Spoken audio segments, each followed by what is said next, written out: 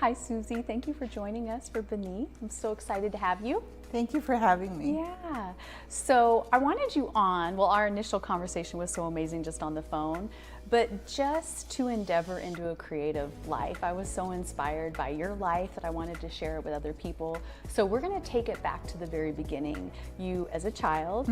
And I know it was probably a full circle moment. As I said in the intro, you were the first Salvadorian to be invited to the National Gallery to paint, and I'm sure that was a full circle moment for you thinking about when you were a child as an immigrant. So. For sure. I remember in elementary school trying to learn English at and just assimilating into the culture. I moved to the States when I was 5 or 6, and I started going to school, and I remember that my sister at the time, we didn't have email, of course, but my sister would write me letters, and she would send me drawings of these little elephants and dogs and puppies and stuff. And she was like my artist of my life, like I looked up to her for that. And so I would always try to draw those. And, my dad would also teach me drawing. So they would always inspire me. And as I'm trying to assimilate myself into school and make friends and stuff, there were times that were tough, and therefore my refuge was like my drawings. Like I would just sit there and draw, and it was just me and my drawings. So for the longest time, like anytime I had trouble with just anything in subjects or friends or anything, just sit and draw and then move on.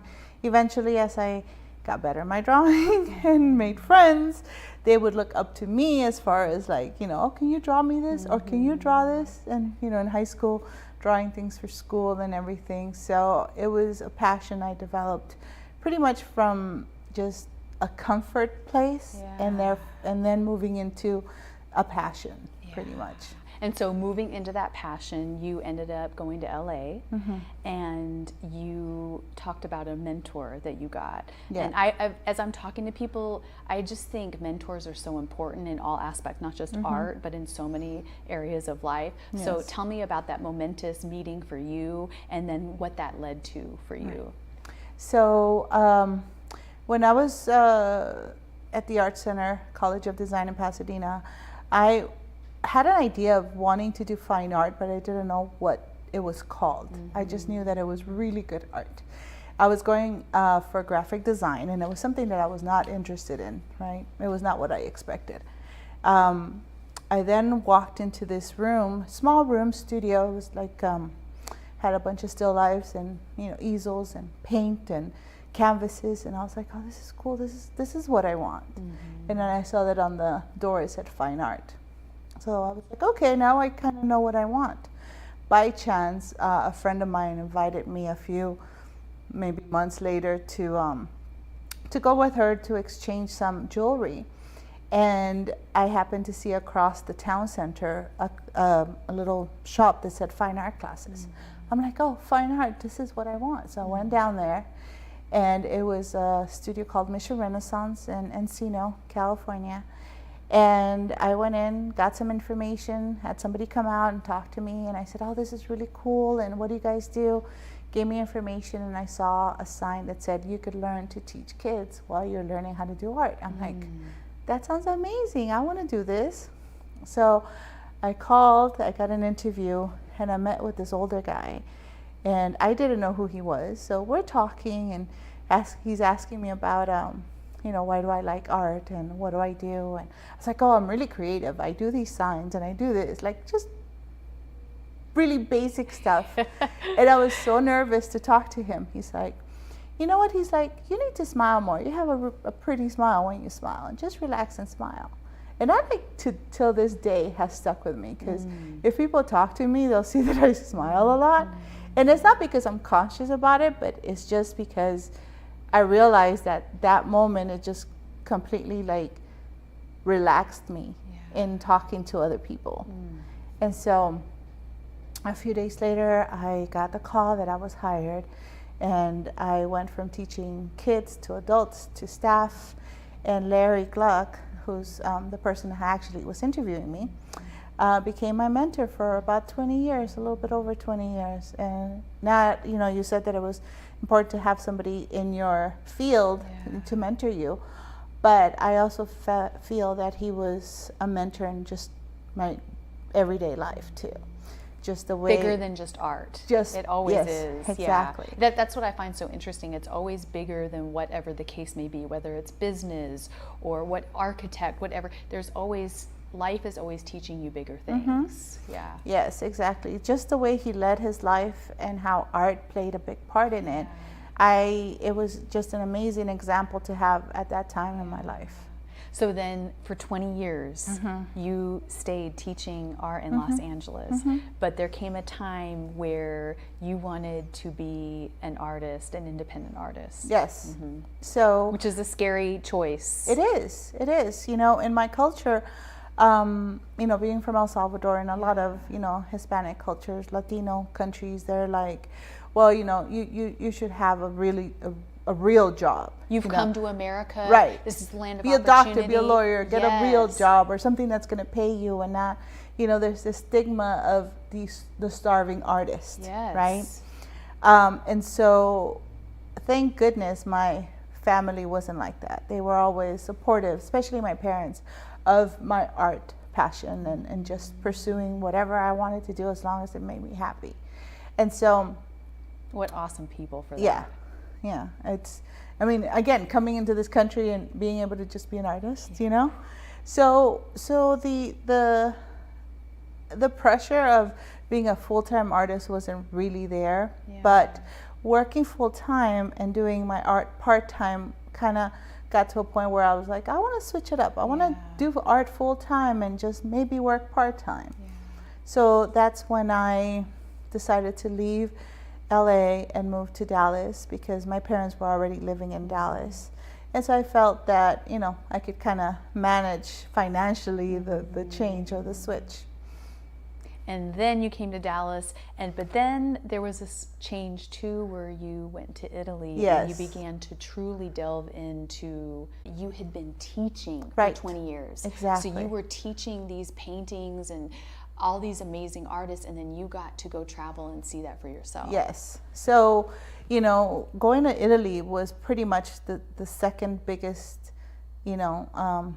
stage in my artistic career. Kind of a turning point. Yes, my second turning point. The first one was meeting Larry. I don't think if I would have met Larry or gone to Mission Renaissance, I would be the artist I am now, So he was the first and most important stepping stone. And then going to Italy because, like you said, I taught for so many years and we would have all these books on the Uffizi and just different collections that there are in Italy. And I would show them and I would explain, the technique that the artist used. But when I finally stood in the Uffizi and, in front of the David at the Art Institute in Florence or anywhere in Venice, the Sistine Chapel that I got chills and I almost cried, which is something funny that I mentioned to you that I was like, why would you cry in front of a painting, Yeah, you always said that people would be like, I cried, and you'd be like, why? Even as an artist. As an artist, because exactly. You said it was more about the skill for you. It was about the particular skill. Right.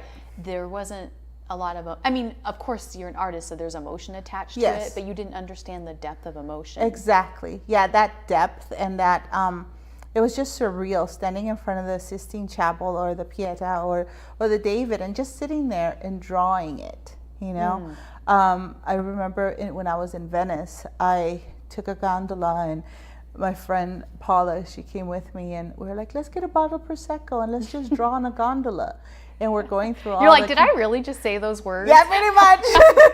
And so we're on the different little canals, and literally it was like traveling in Sargent's watercolor book, because the colors, the reflections, the color of the buildings, the texture of the buildings, it was exactly what I saw for so many years in those books.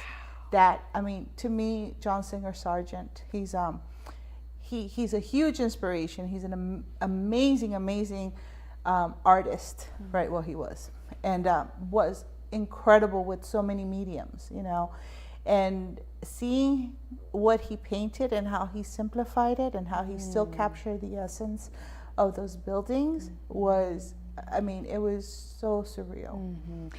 That was true education for you, Yes. because you can read it in a book. Right. I think that's the power of life experience too, right? We can spend all our time reading about things, Yes. but when you're actually experiencing it and doing it, yeah. And you said what was really profound to you is at the Sistine Chapel, you know these artists' life stories and how, like, what it took for them to accomplish these works of art. You said that there was emotion attached to that because of that.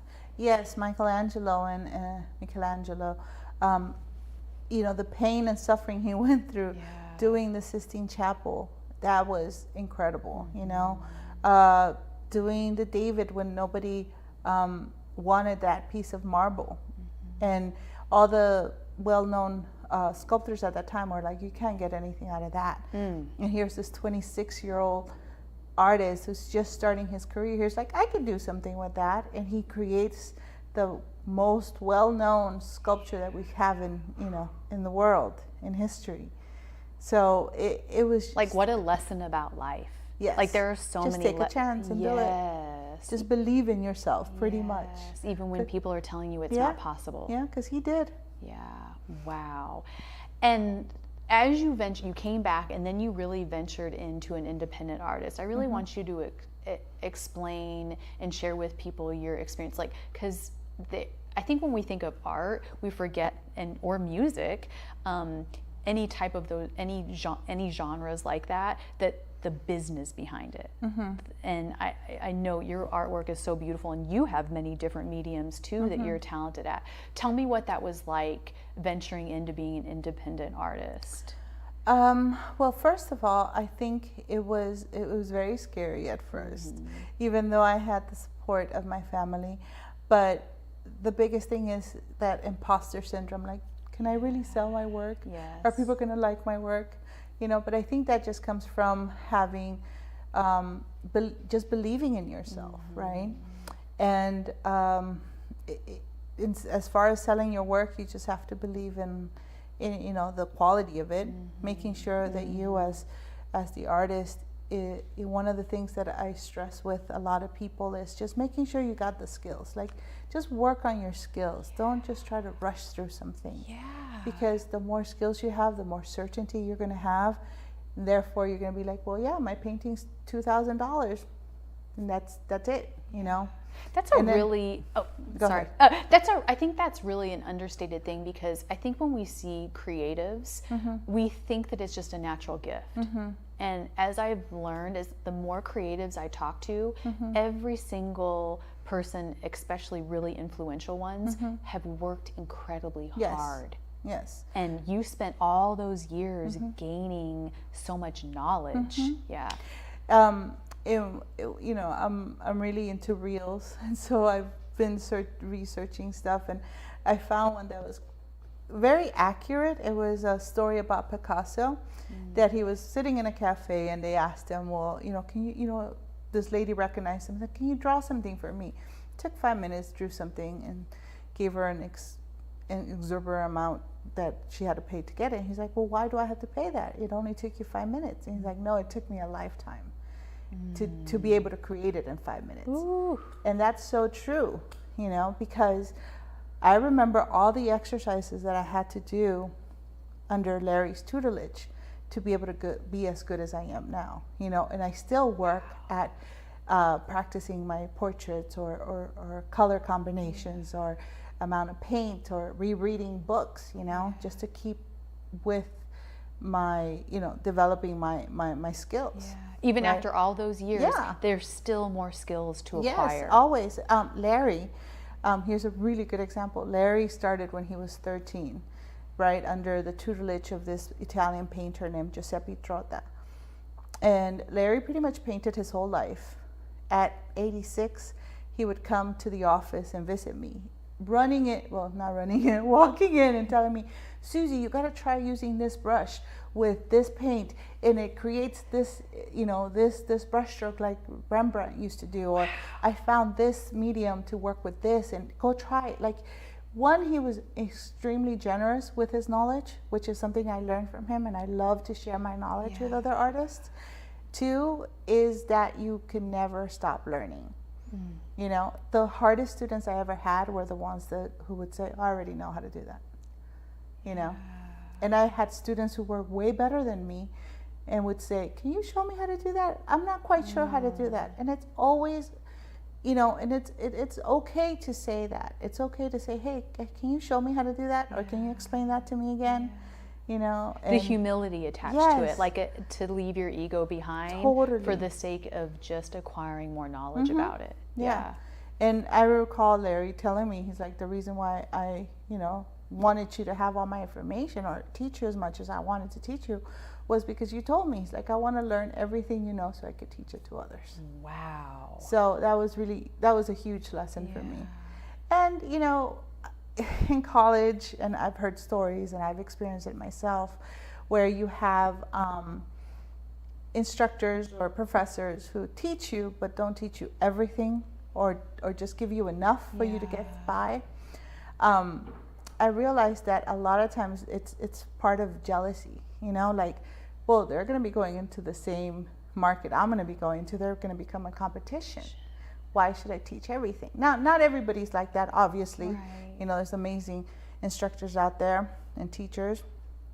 But, you know, what I tell students is like, or just other colleagues is like, I love teaching and showing you everything that I know, because no matter what, you're never going to be able to paint like me or as me, because this is my spirit. Like, it's a part of me that I'm putting on the canvas. Right. You know, we used to teach 50 kids at once and they would all draw the same thing, but they would all be different because they were all infusing it with their own bit of themselves into that picture. So, and that's advice that, once again, it's never just about the art, or it's never just about the business. It's so much bigger than that.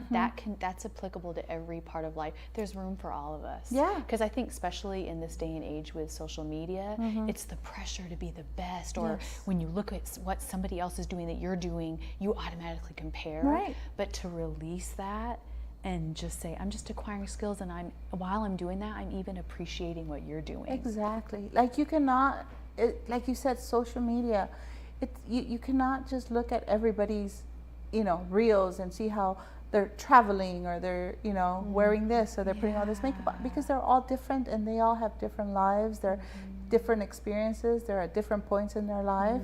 And so you have to just concentrate on yourself, which is hard. Might sound a little cliche, oh no, just, you know, compete with yourself, but it's the truth. Like, you know, I give myself a goal to be better than what I did last year. And so, like, that's kind of like my little game every year. And I was actually going to bring that up about having goals, because that's something very important. I hope we could talk about it now. Tell us, Susie. Tell us today. So one of the biggest reasons why I stayed at that company, other than Larry, was I always made goals for myself. Like, oh, okay, when I was a kids instructor, I wanted to become the director of that studio. Now, once I did that, I then wanted to teach adults, and so forth. I think one of the things that got me to where I was and helped me make the decision to move to become a full-time artist was because I really felt I reached everything I could be in that company. And I wanted to keep expanding. Yeah. So, you know, I always quote Larry, and I always talk about him because he's always, you know, talking to me in my memories. One of them is like, you always have to, you know, life is a game, right? And making goals for yourself is like you're playing this game by yourself against yourself. Like, okay, let me, this is what I did last year. Let me see what I could do this year. You know, let me better myself in this way. And that keeps life fun. It keeps you growing. And for me, it just keeps me creating more and more. You know, like I'm always like, oh, I want to paint this. Oh, I wonder what this would work, how this would work with this, you know, and comparing my work from last year, or just comparing my growth to myself, you know, and not looking around what everybody is doing, because that is totally detrimental to your spirit as an artist. Like that will definitely kill you. As a person as it a will, person, but yeah. especially as an artist. You're right, because you're always looking at like, what are they doing but how Right. freeing to live. It's like when you were talking, I just got this picture of just like floating in the ocean. It truly just frees you. It frees your mind so that you can be creative. Right. Yeah, that is so powerful. One of the last questions I was going to ask is, what advice would you give? But you have dropped so much knowledge and advice already. But I did want to hit on one more thing. Yes. About, so we'll move from not connecting, but not comparing, and then to the power of connecting. Because another pivotal moment in your life was meeting someone and going to Turks and Caicos, Yes. and how that kind of opened up another avenue, and that was because of you just networking. Yeah.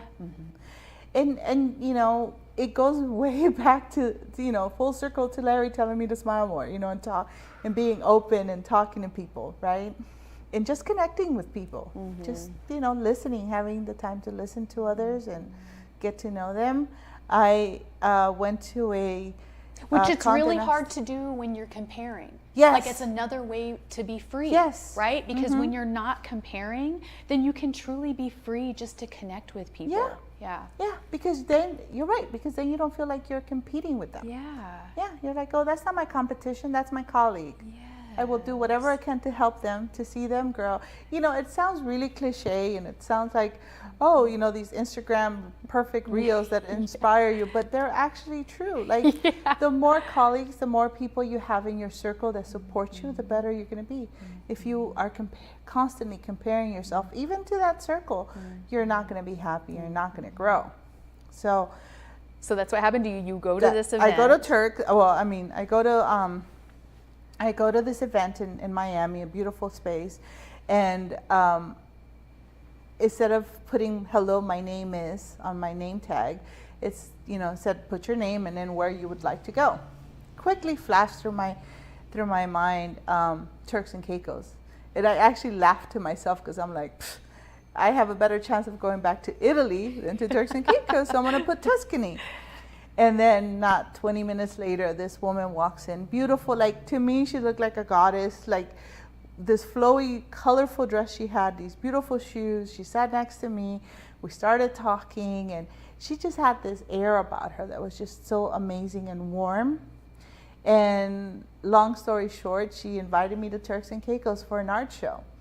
And I went. Do we hear that, people? She had literally 20 minutes earlier almost written Turks and Caicos on the next place you want to go, and you meet this glorious woman who you, not just physically amazing, but internally, as you come to even more find out, and she invites you to come to Turks and Caicos. Yes. Right. I mean, we started, you know, small talk, like, oh, what do you do? What do I do? Oh, this is my artwork. She's like, oh, I love it. And she was in the business world, right? Yes, Very successful. Very successful family down in Turks and Caicos, native of Turks and Caicos and everything. And so she invites me down there. I go to this art show. I sell out. I make more friends down there, like so many important, amazing, not just important as career-wise, but just life-wise, you know, connections that I make down there. And been 5 years, I think, and I've been going every year for that art show, and thank God I sell out every year to help with this a foundation that they have, and I actually went twice this year already. And so they need to follow you on social media, Suze the artist, because you will see the waters when she posts it, and she's in Turks and Caicos. The water is, it's unbelievable. And you said that even elevated your art. For sure. I mean, going down there, you know, you usually see these photos and these places look amazing, and then you're like, I have to go there. You get there, you're like, oh, it's not as exciting as it was in the photo. Well, Turks you're and like, that Caicos, was a filter. Right. Yeah. Turks and Caicos does not have filters, does not need filters. It was gorgeous. It was even more beautiful than the photos I saw. Wow. And everything I experienced, the culture, the people, the colors, like all those things have influenced me now as an artist, and as, like, I literally owe the style that I do now to Althea, who is my friend now. that I met in Miami. And that's another thing I wanted to touch upon was my style.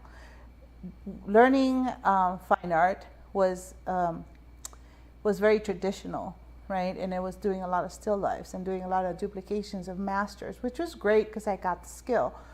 But for so many years, I wanted to develop my own style. And going to Italy, I got to see the different artists, you know, how they created their style, and I just couldn't find a way to do it. Like between leaving LA and being in Dallas before going to Turks and Caicos, I tried so many different styles. I would get frustrated and I would try something else and I would try this, and it was just not clicking. So when I went to Turks and Caicos and I saw the colors and I saw just the energy, I felt the energy down in the islands. I was like, this is what Larry talked about, because Larry lived in the Virgin Islands. Sargent lived in South in Miami, and Winslow Homer lived in the Bahamas. So those were three artists that greatly influenced me, and I always wanted to, like, I wonder what it is to be in the Caribbean painting. And here I am in the Caribbean, in Turks and Caicos, painting, and just like all those other great artists. Yeah, and I recall seeing. I'm getting goosebumps because I'm thinking about it. Winslow Homer, he was an American artist who did illustrations for magazines. So you could in New England, so you could see his watercolors being a certain tight illustration until he gets to the Bahamas. And he gets a lot looser, and his style gets looser from that. Sargent was just always incredible, so he always painted amazingly. Larry, same thing. Yeah. But I really saw it in Winslow Homer, and I could see that change within my work, you know, going from, I don't know what to paint, like, I don't know my style, to like, oh wow, like I could use all these bright colors, and I could be bold, and I could, like, literally, like, Turks got me to be this like, brighter, more vibrant artist. Which shows you the power of life experiences. It's like we always want to just sit and work on our craft. We always want to just read, like, especially when you're very devoted and passionate. Yeah. But really, it's life experiences and people that make our lives richer. And then ironically, when we invest into that, somehow it invests back into our lives. For sure. Wow. I love this conversation. You are what Beneath is all about, and that's why I just had to have you on. Like, I just want to thank you so much for living a creative life, and I want to thank you for all the nuggets that you dropped on us, and thank you for letting us go beneath with you. Thank you so much. Thank you. Thank you, everybody. Thank you for joining us. See you next time.